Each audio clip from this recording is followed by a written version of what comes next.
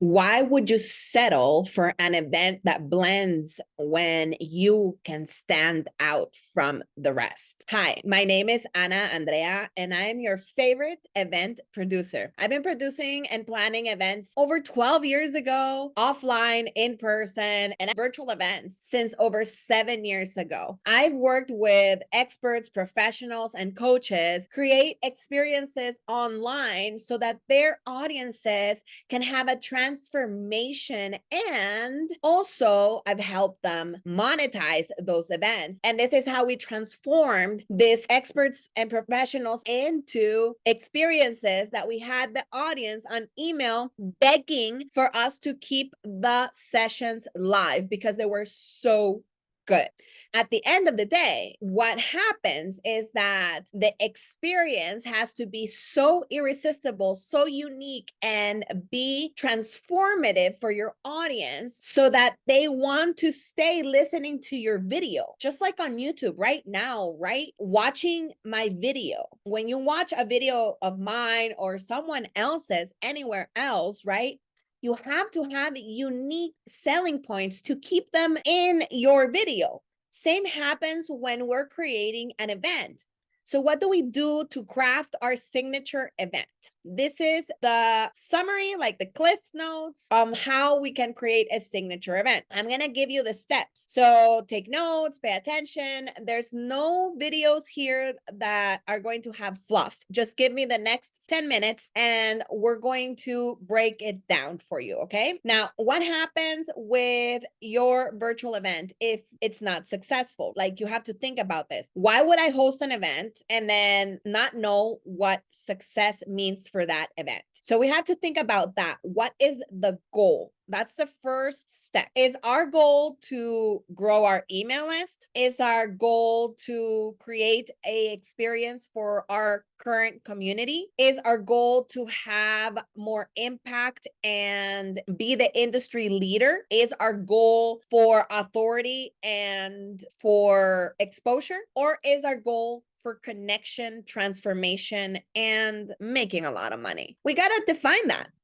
Once we've defined this, then we start to think about your event's unique selling points, like your unique selling proposition for you as your service and what you've set up for your offers. The event has also that part, right? We have to identify that part in our event. What is the unique selling proposition? What are the unique selling points for people to come to your event? It doesn't matter if you're planning a virtual event or an in-person event. We have to figure this out. Why will they join for 8 hours, 3 days online and not do their normal things, not get distracted by the phone, not get distracted by life, and actually put their life on hold and spend with you 3 days? Why will they do that? What makes your event uniquely yours? We have to figure that out. You got to ask yourself as an attendee of the event as well. When we ask ourselves questions from the point of view of an attendee or of a speaker,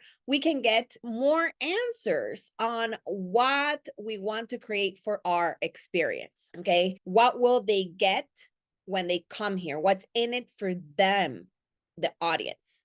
Why should they put their life on hold? What are they going to gain after the event?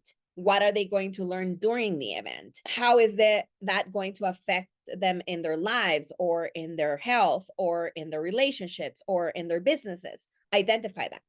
Once we've identified this, then we tailor the event experience to your vision. When we know our uniqueness, like what do we bring to the table, then we can use that to tailor the vision of the experience. Now, what do I define as an experience? An experience is something you go through. For example, how many clicks if it's online, how many hoops do I gotta jump to join the session? The more hoops, the worst experience. A really bad audio quality, that would be a really bad experience, because if your vision is to transform and create impact, audio quality is going to block you from achieving that. Okay. So we tailor the event experience to your vision, not just the decorations if it's in the in-person event and the entertainment, both in-person or virtual, but how are we going to take your audience from point A to point B so that they are in the path for your vision? We need to have strategies for personalizing the attendee experience. How can we personalize the attendee experience? Not just using their name, okay? So some people say, oh, use their first name everywhere. Yes, using the name is psychologically triggering. And we love to hear our name as human beings. So yes, use that, but that's not personalization. Personalization is taking your audience through an experience that is just personally for them. So how can you do that in a virtual event or an in-person event?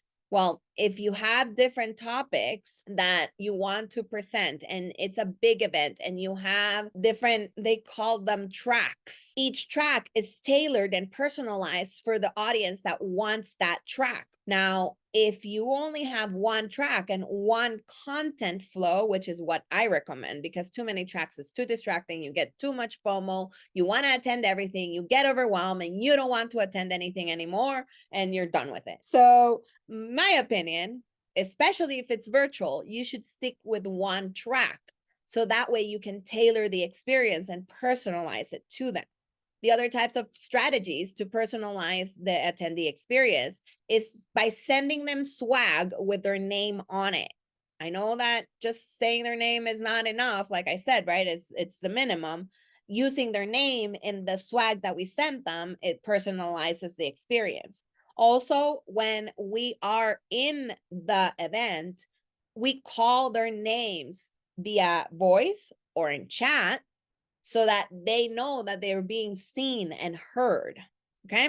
Those are examples. Now, let me give you an example of a really awesome virtual event that stands out for me. It's called the virtual event on virtual events. Now, this is in my industry, in the event industry. My mentors, Barry Baumgartner and Blue Melnick, from Sage Event Productions, they had to pivot. They are the ones that produce the Funnel Hacking Live event and all those other big events. And when the things shut down in 2021, because of the virus that we're not going to mention, they had to pivot online because they were all going to be in person and now they had to do it on Zoom. So that event, it happens every year or sometimes twice a year.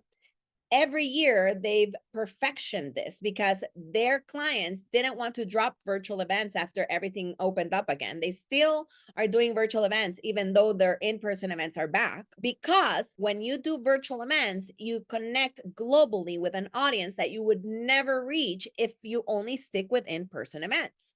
And that's how they are making this event stand out. The formula that my mentor teaches in this event, they use it for Funnel Hacking Lives, like a lot of those strategies. So those events stand out because they're engaging, they captivate, they connect, then they convert. Those are examples of standouts events. The UPW for Tony Robbins virtual event experience, it's a standout event. Like everybody shuts down their lives for 3 days or 5 days. I don't know how many days it is, but they do it because they want to be immersed in the event experience. And those are examples of great events that are making a lot of money. And your event can be like that too. Now, it doesn't have to be all with all the bells and whistles that they have. Absolutely not. You can start with a computer and a Zoom and a few attendees, 500 attendees in your Zoom meetings, and that's it. Don't worry about it. You can start with 50. You can start with 10. You can start with 5, with 100, like whatever your capacity is. Now, hear me out. Even if you have a huge, huge audience, you could do it very, very low tech, and I can show you how to do that. Now, here's the other tip that I'm going to give you before I wrap this video out. I hope that this was of value and that you took notes and now you know how to stand out from the crowd in this year and beyond, because this information can help you regardless of what's going on in the industry. It's a basic framework that you can use and it can help you create a signature event. So the main tip that I wanted to leave you with on how you can maintain authenticity with your creating your events is by staying true to your brand voice and your personality and your community and your audience.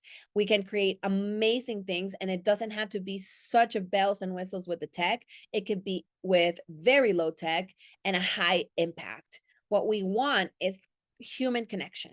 When we connect virtually or in person, we can create transformation. So I hope that this video was of value to you. If it was, remember to like, subscribe, comment, do all things. I will see you in the next one. Have a great day. God bless you. Bye-bye.